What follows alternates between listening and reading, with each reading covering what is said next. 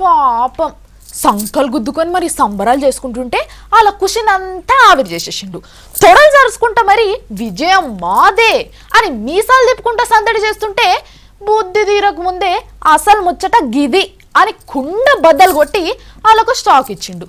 దాంతోని current అయినా colour TV లెక్క silent అయిపోయినరు. కానీ మీరు తెలంగాణ బిల్లు ముచ్చట్లో ఒకటి బాగా గమనించిండ్రా? తెలంగాణ బిల్లు అటు జరిగింది ఇటు జరిగింది, తేంగా ఒకడు దుమ్మిండు, బిల్లు ఢిల్లీకి వెళ్ళంగానే పిల్లడ్డం వచ్చింది, బిల్లును గాలబెట్టిండ్రు, ఇంకో కాపీ లేదు, కాళ్ళతో దొక్కిండ్రు, ఇక అయిపోయింది మన్ను మషాడం అని సీమాంధ్ర టీవీలోళ్ళు పేపర్లోళ్ళు గజ్జల సప్పుడు చేసుకుంటే ఎన్ని మాటలు ఎగిరిండ్రు. ఇప్పటికి కూడా ఎగురుతూనే ఉన్నారు. ముఖ్యమంత్రి నోటీస్ ఇచ్చిండు, తెలంగాణ బిల్లును అసెంబ్లీలో తిరస్కరించిండ్రని విజయవాడలో ఒక 10 మంది సంబరాలు, తిరుపతిలో ఓ 5-6 పటాకులు కాల్చుడు. హాకర్బాల్ సక్సెస్ అని ఒకడు, సీమాంధ్ర సింహం అని ఒకడు, పెద్ద పెద్ద ఎడ్డింగులు విట్టి మీడియా వాళ్ళు ఏం తమాషా చేసిండ్రు. కానీ ఏమైంది? ఇలా సంబరం అర్ధ గంట కూడా నిలబడకపోయా.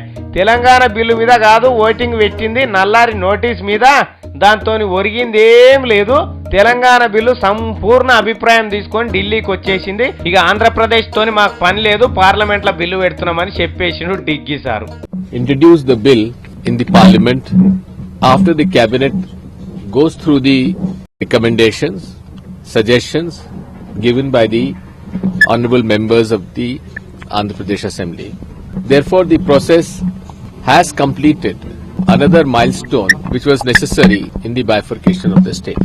గింత మంచిగా చెప్పిండు తెలంగాణ బిల్లు ఆగదని. ఇంకేమన్నా డౌట్ ఉన్నదా? సీమాంధ్ర టీవీలు చూసి గుండెలు వలగొట్టుకోవాల్సిన పని అయితే లేదు.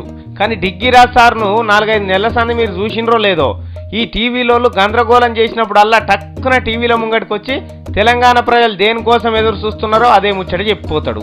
టీవీలోళ్ళు కాళ్ళకు గజ్జలు కట్టుకొని ఎగిరినా అది ఉత్తదే అని అస్సలు మాట మాట్లాడిపోతాడు.